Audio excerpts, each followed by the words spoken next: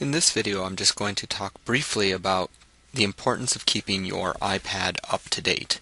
There are a couple different things that you need to do when you want to keep your iPad up to date. The first is the App Store. This icon here, you'll notice that there is a little red badge and it has the number 7 with it.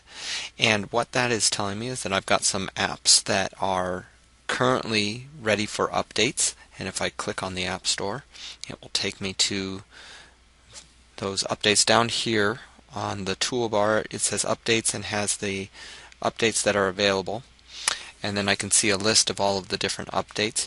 I could go through and I could select those individually, but in general it is recommended that you would want to update all of those at the same time. Most of the time an update is a good increase to have.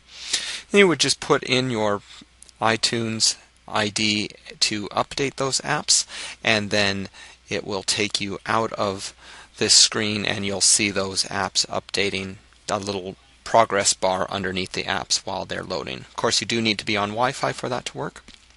The other important update to keep in mind is the iOS update, the systems update.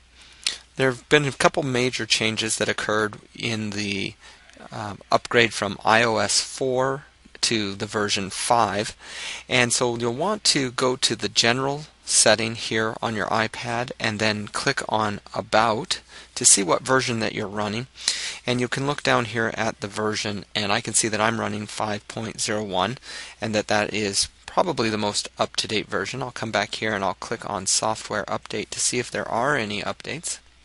If there was, it would suggest that I plug in my iPad and then I could run that update wirelessly. If you're running an older version of the Apple operating system, you will need to update your iOS using an iTunes account and physically plugging the iPad into a laptop or a computer running that, and upgrade to iOS 5. There are a number of updates and reasons for upgrading, and you'll want to check and see if you haven't done that already. So those are some of the reasons and important steps for keeping your iPad up to date.